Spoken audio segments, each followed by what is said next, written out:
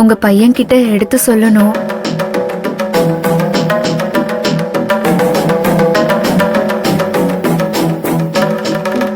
எங்க வீட்டு பொண்ணுக்கு உங்க பையனை பிடிச்சிருச்சு சார். கொஞ்சம் நீங்க தான் எடுத்து சொல்லணும் சார். என்ன சொல்றாரு? எதுவுமே பேசாம இருக்காரு.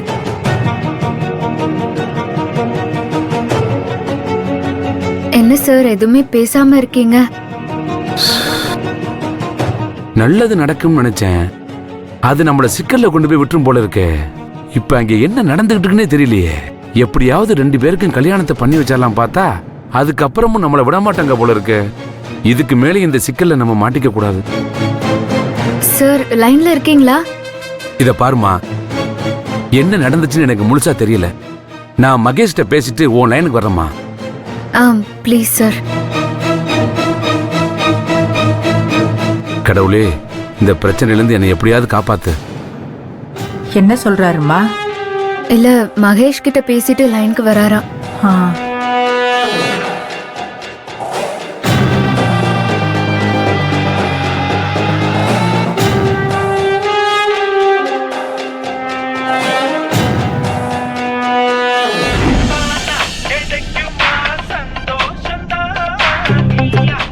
அப்பாடா, எப்படி தப்பிச்சு வந்தாச்சு. பொண்ணுங்களா அதுங்க பிசாசுங்க, ரத்த காட்டிடுங்க. நல்ல வேலைடா, அந்த பொண்ணுங்கிட்ட மாட்டிக்காம நீ தப்பிச்ச. கல்யாணம் பண்ணி தொலைச்சிருந்தீனா உன் வாழ்க்கையே நாசமா போயிருக்கும். டேய், எனக்கு மச்சம் இருக்குடா, அப்படிலாம் போய் சிக்குவேனா? அப்புறம் என் லட்சியம் என்ன ஆகுறது? பணக்கார விட்டு பொண்ணா பார்த்து கல்யாணம் பண்ணி லைஃப்ல செட்டில் ஆகணும். அதான் என்னோட ஒரே லட்சியம். பெரிய ப்ராஜெக்ட். அந்த வீட்ல இருந்த ஒவ்வொரு நிமிஷமும் எனக்கு திக்குன்னு இருந்துச்சுடா. இப்பதான்டா மனசு ரிலாக்ஸ்டா இருக்கு. இப்ப நம்மள யாரும் எதுவும் பண்ண முடியாது.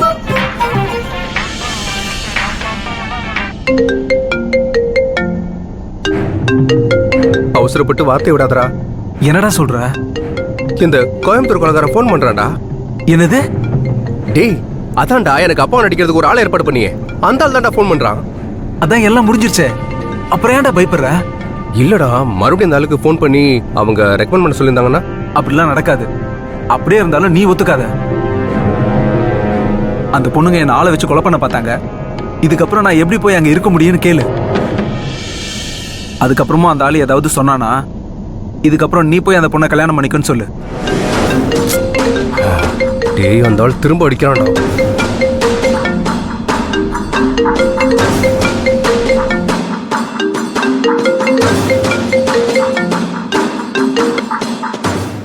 தம்பி, எங்க இருக்கீங்க?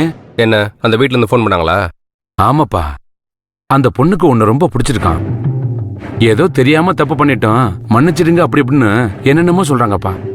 அதுக்கு நீங்க என்ன சொன்னீங்க? உங்ககிட்ட கேட்டு போன் பண்றேன்னு சொல்லிட்டேன். அவங்களுக்கு எனக்கும் எந்த சம்பந்தமும் கிடையாது. ஏன், உங்களுக்கு எனக்குமே எந்த சம்பந்தமும் கிடையாது. அந்த பொண்ணை ஆளை வச்சு கொலை பண்ண பார்த்தா தெரியுமா உங்களுக்கு? என்னப்பா சொல்ற? அந்த பொண்ணு ஊருக்கு நடுவில் எல்லாரும் முன்னாடி அவளே ஒத்துக்கிட்டா. இதுக்கப்புறமா நான் அந்த வீட்டுல போய் எப்படி இருக்க முடியும்? வேணாப்பா, கேட்கறதுக்கே பயமா இருக்குப்பா. இதுக்கப்புறம் யார் சொன்னாலும் நான் கேட்க மாட்டேன். நீங்களே உண்மையை சொல்லுவேன், மிரட்டினா கூட எனக்கு கவலை கிடையாது. சார், இதுவாது பரவாயில்ல, ஆள் மாறாட்ட கேஸ். இதையும் மீறி நாங்க போனோம்னா கொலை கேஸ் ஆயிடும். அதுக்கு உடந்தையே நீங்களும் மாட்டுவீங்க. பரவாயில்லையா? ஐயோ வேண்டாப்பா, எனக்கு இதுக்கு எந்த சம்பந்தம் இல்லப்பா. தெரியாம வந்து மாட்டிக்கிட்டேன். என்ன ஆளை விடுங்க சாமி.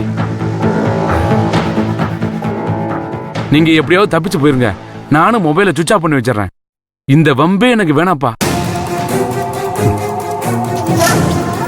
ஷபா, ஒரு வழியா முடிஞ்சுதுடா.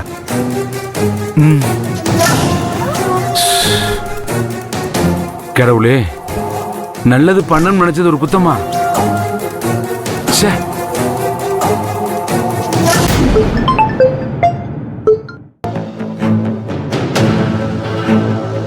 போன ஸ்பீக்கர்ல வைமா.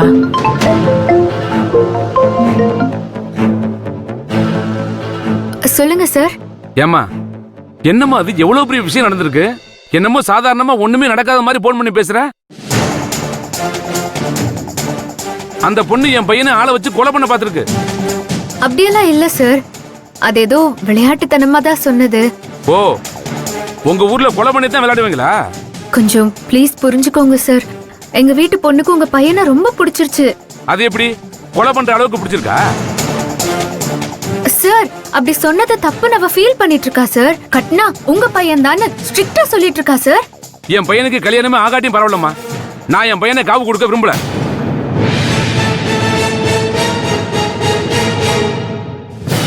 சார் நீங்க நினைக்கிற மாதிரி தப்பா எதுவும் நடக்காது சார். அவ விளையாட்டுத்தனமா சொன்னதெல்லாம் மனசுல வச்சுக்காதீங்க. கொஞ்சம் பெரிய மனசு பண்ணுங்க. அப்படி நினைச்சுதான் நான் அனுப்பி வச்சேன். அது தப்புன்னு இப்பதான் எனக்கு புரியுது. அப்படியெல்லாம் சொல்லாதீங்க சார். நான் அந்த பொண்ணை அழைச்சிட்டு நேர்லயே வரேன். அவளே உங்ககிட்ட நடந்த எல்லாத்தையுமே சொல்லுவா. அவளை பார்த்தா உங்களுக்கு கண்டிப்பா பிடிக்கும் சார். வேணாம்மா, வேணவே வேணாம். இன்னொரு முறை இந்த விஷயத்துக்காக என்னை பார்க்கவே வராதீங்க. வந்தாலும் பார்க்கவே முடியாது. இதோட எல்லாமே முடிஞ்சு போச்சு. இதுக்கு மேல உங்களுக்கு எங்களுக்கு எந்தவித சம்பந்தம் கிடையாதுமா. இந்த சம்பந்தம் முடிஞ்சிருச்சுமா. இனிமே எனக்கு போன் கூட பண்ணாதீங்க. வைமா. ஐயோ சார் சார். ஷோ, என்னப்பா?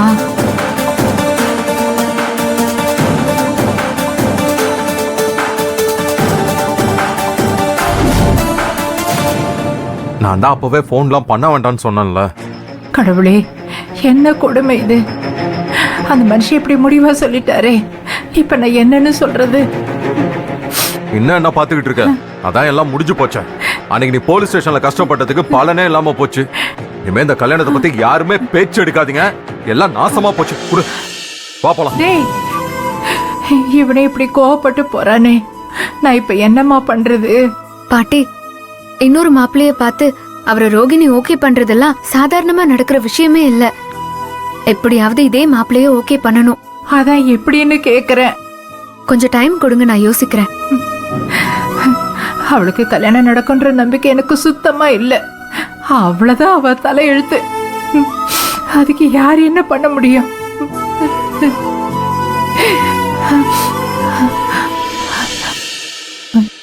நான் பாரு, என் பிரச்சனையில நான் ஒன்ன மறந்துட்டேன். இருமா, நான் உனக்கு சாப்பிட ஏதாவது செஞ்சு பாட்டி, தரேன். அதெல்லாம் ஒண்ணும் வேண்டாம், நீங்க உட்காருங்க.